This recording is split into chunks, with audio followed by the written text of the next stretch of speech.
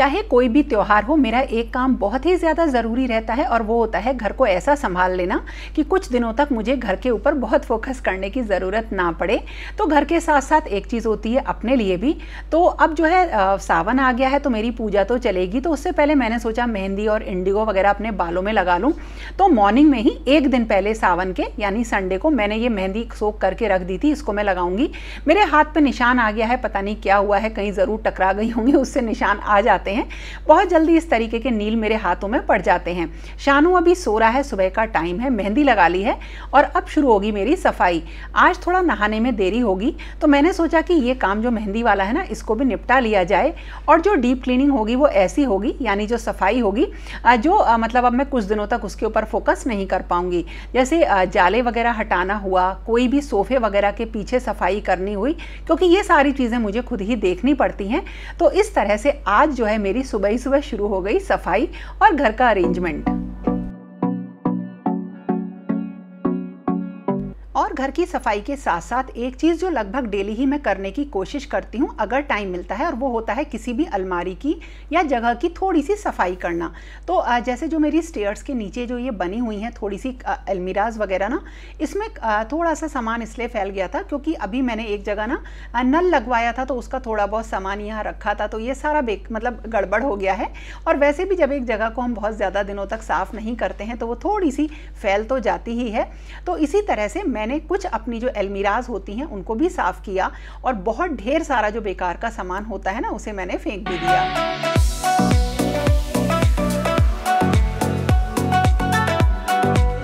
और आज है सावन का पहला सोमवार और आज के दिन से शुरू हो जाएगी शिव जी की एक विशेष पूजा या आराधना। तो इसका क्या तरीका है थोड़ा बहुत आपको आज के वीडियो में साथ के साथ शेयर करती रहूँगी, क्या क्या भोग लगते हैं और किस तरह से मैं पूजा करती हूँ। तो देखिए, सबसे पहले तो एक शिवलिंग हमें चाहिए होता है जिसमें हम जल चढ़ाते हैं या भगवान को भोग लगाते हैं। लेकिन ऐसा ज़रूरी नहीं है कि वो शिवलिंग हम मतलब घर पर ही लें, आप मंदिर में जाकर भी कर सकते हैं या खुद घर पर मिट्टी का बना के भी आप उसका यूज़ कर सकते हैं। और मंदिर को तो मैंने पहले ही क्लीन कर लिया था बढ़िया तरह से, और अब जितने भी देवी देवताओं के विग्रह हैं उनको मैं आज साफ करूंगी। तो आप लोग पूछ रहे थे ये अभ्यंग पाउडर कैसा होता है। देखिए, कुछ इस तरह का होता है, ये गीला सा होता है और इससे जितने भी विग्रह होते हैं पीतल के वो बिल्कुल बढ़िया तरह से चमक जाते हैं। पीताम्बरी वगैरह का मैं यूज़ बिल्कुल भी नहीं करती हूँ, दही नींबू या अभ्यंग पाउडर का यूज़ करती हूँ। आज क्योंकि सारे देवी देवताओं का स्नान होगा तो इस तरह से बीच में मैंने कुछ अरेंजमेंट कर लिया है, क्योंकि बहुत गर्मी है तो मुझे ऐसा लग रहा था कि थोड़ी हवा आती रहे, तो पंखे और कूलर की हवा यहाँ पर आती रहेगी। और देखिए, अब सबसे पहले स्नान होगा मेरे ठाकुर जी का। तो इन्हीं लड्डू गोपाल की भी कभी कभी जो मैं इन्हें स्नान कराती हूँ वो अभ्यंग पाउडर से ही कराती हूँ। इससे ना कभी भी आपको जो विग्रह हैं देवी देवताओं के, खासकर जो पीतल के हैं चांदी के हैं, वो कभी भी आपको गंदे नहीं दिखाई देते हैं।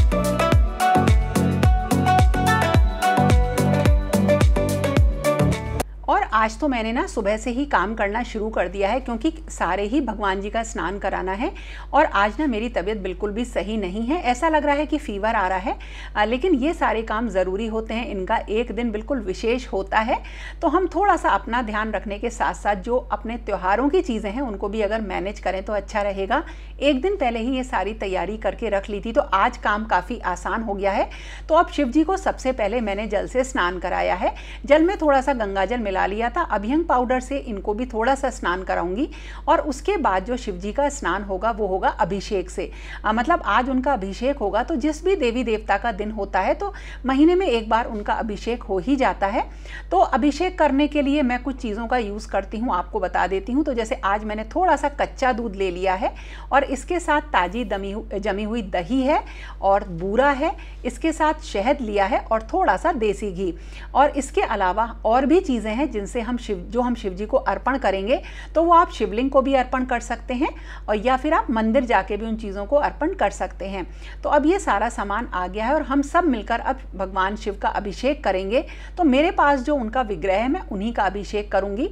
तो बच्चों को हर चीज़ सिखाने की मैं कोशिश करती हूँ जो भी पूजा मैं करती हूँ, ताकि आगे चलकर उन्हें हमारे जितने भी काम होते हैं, घरों में त्यौहार होते हैं, उनके बारे में उन्हें पूरी तरीके से पता हो। दोनों बच्चों को बहुत अच्छी तरह से पता है कि किस दिन का महत्व क्या है और उस दिन मैं किस तरीके की पूजा करती हूँ। तो अब आगे उनकी मर्जी है कि वो उसे किस तरह से करें या निभाएं, लेकिन हाँ, अभी तक वो मेरे साथ ये सारी पूजा पाठ बिल्कुल बढ़िया तरह से कराते हैं। तो शिव जी का अभिषेक हम इन सारी चीज़ों से करेंगे और फिर उसके बाद हम उनको जल से स्नान फिर से कराएंगे।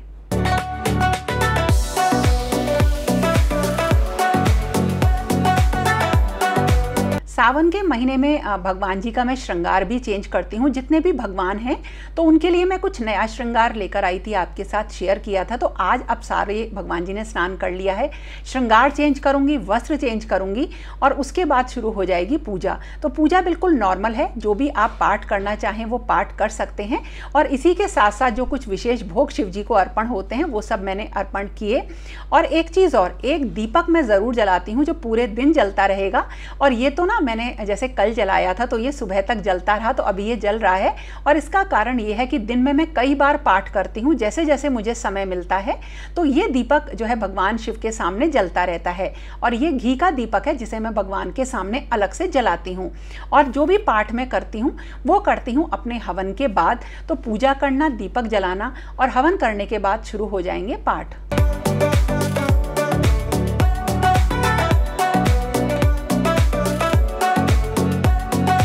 और मैं पाठ करूंगी शिव महापुराण का, और इसके साथ साथ जितनी भी मेरी और धार्मिक पुस्तकें हैं उन सब में से भी मैं थोड़ा थोड़ा सा पढ़ूंगी।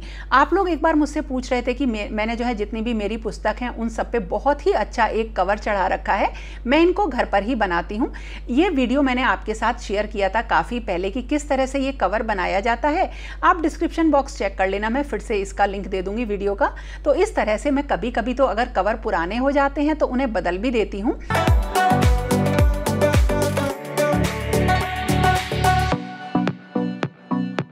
जैसे किसी के ये कहने पर कि तुम आग ले आओ, उसके द्वारा जलती हुई लकड़ी आदि के सिवा साक्षात अग्नि नहीं लाई जाती, उसी प्रकार शिव का पूजन भी मूर्ति रूप में हो सकता है।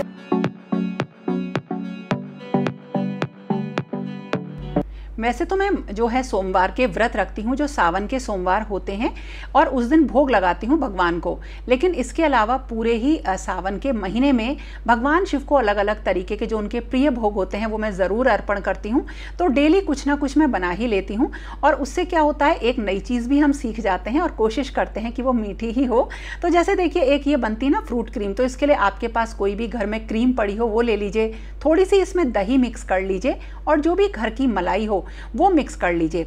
और इसके साथ साथ इसका जो टेस्ट बढ़ाने के लिए ना आप 2 केले पीस लीजिए और वो पिसे हुए केले इसमें मिक्स करके सारे फ्रूट्स मिला दीजिए और एक इतनी टेस्टी फ्रूट क्रीम तैयार होती है कि क्या कहने।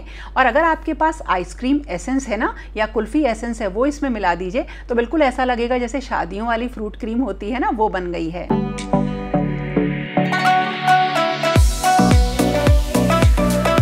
और एक ऐसा भोग जो कि हफ्ते में एक बार ज़रूर ही मैं बनाती हूँ, चाहे वो भगवान को चढ़ाना हो या घर में बच्चों को कुछ मीठा खिलाना हो, और वो है बेसन के हलवे का। बहुत ही ज़्यादा टेस्टी लगता है। मतलब मैं जितने भी हलवे बनाती हूँ बच्चों को ये उसमें सबसे ज़्यादा पसंद है। तो मैं आपको बताती हूँ कि ये मैं कैसे बनाती हूँ।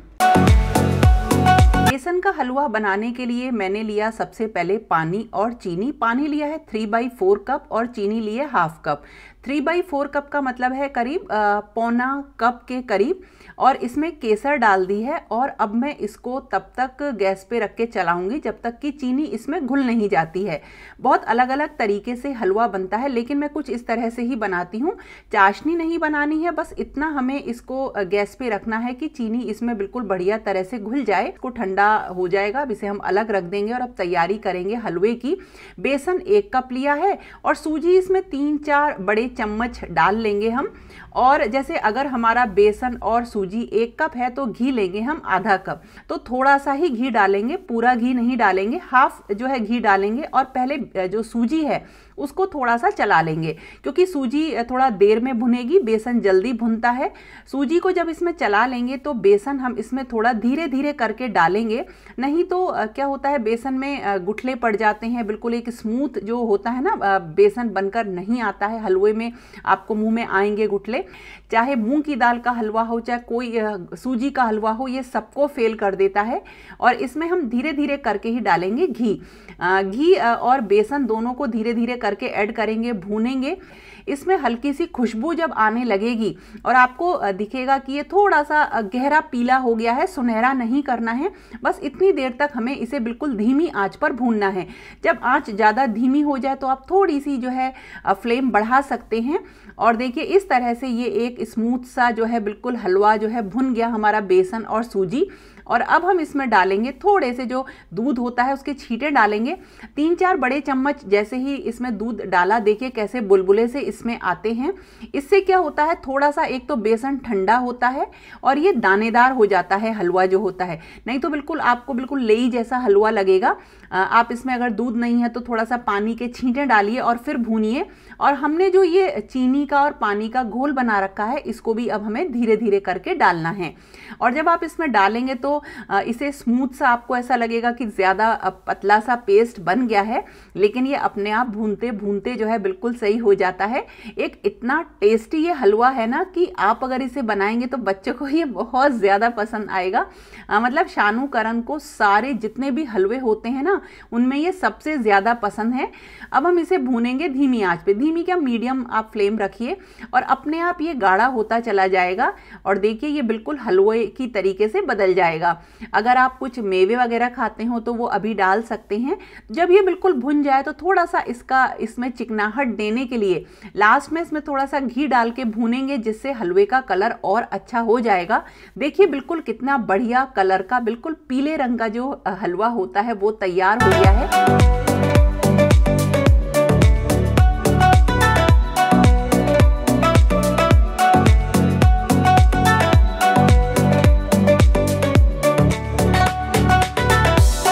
आज मेरी तबीयत बिल्कुल भी सही नहीं थी, इसलिए मैं मंदिर नहीं जा पाई, लेकिन मैंने घर में जो शिवलिंग मैंने आपको दिखाया था उसका थोड़ा सा उसमें मैंने जो भी मुझे चढ़ाना था वो सब चढ़ा दिया। तो तबीयत सही नहीं होती तो कहीं हम बाहर नहीं निकल पाते हैं, लेकिन घर में ही जो भी पाठ होते हैं वो मैं सारे करती रहती हूँ। और इसी के साथ साथ हमेशा जैसे मैंने आपसे कहा कुछ विशेष भोग की तैयारी भी करती हूँ।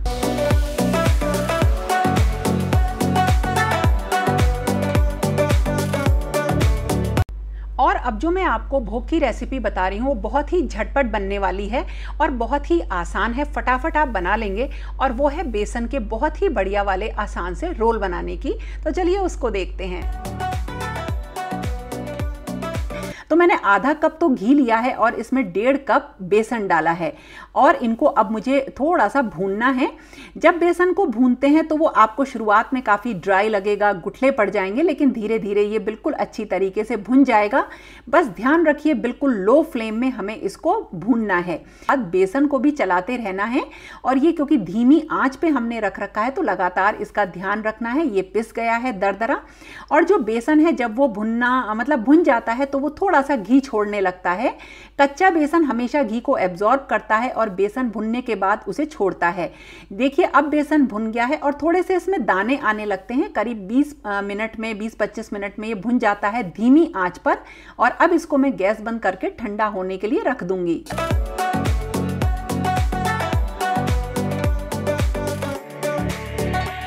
और अब जो हमारा ये बेसन है इसमें मैं कुछ चीज़ें मिलाऊंगी, जिसमें सबसे पहले मिलाऊंगी मैं बूरा या पिसी चीनी, कुछ भी आपके पास हो। और ये मैंने 1 कप से थोड़ा सा कम लिया है। और 2 बड़े चम्मच काजू और बादाम जो मैंने पीस रखे थे वो मैंने डाले हैं। सारी चीज़ों को अच्छी तरीके से मिक्स करके ऐसे छोटे छोटे रोल बना लेंगे। थोड़ा सा जो हमने जो ड्राई फ्रूट्स होते हैं उनका पाउडर है उसमें रोल करेंगे, कुछ ऊपर से पिस्ते वगैरह इसमें लगा देंगे और बहुत ही बढ़िया बेसन के रोल रेडी हैं।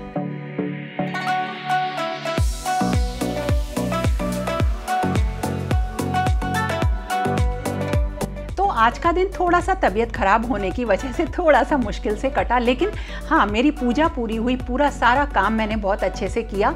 और हाँ तबीयत खराब होना, काम ना करना या काम करने में कुछ दिन मन ना लगना ये बिल्कुल नॉर्मल है। तो इस तरह से ये मैंने आज का पूरा वीडियो आपके साथ शेयर किया। तो कैसा लगा दोस्तों आपको आज का वीडियो। और अब मैं बना रही हूँ खीर और उसके साथ बनाऊंगी बहुत ही बढ़िया वाली पूड़ी। और हाँ मैं नमक नहीं खाती हूँ, भगवान शिव के जो व्रत रखती हूँ, लेकिन हाँ अगर आप नमक खाते हैं या सेंधा नमक खाते खाते हैं तो आप बिल्कुल खा सकते हैं, क्योंकि मुझे इसके बारे में सिर्फ उतनी नॉलेज है जो मैं करती हूँ। तो दोस्तों ये था मेरा आज का वीडियो, आपको कैसा लगा ज़रूर बताना, और पसंद आए तो लाइक कमेंट शेयर करना मत भूलना। तो फिर मिलेंगे एक नए और इंटरेस्टिंग वीडियो के साथ, तब तक के लिए okay friends, thank you and bye bye.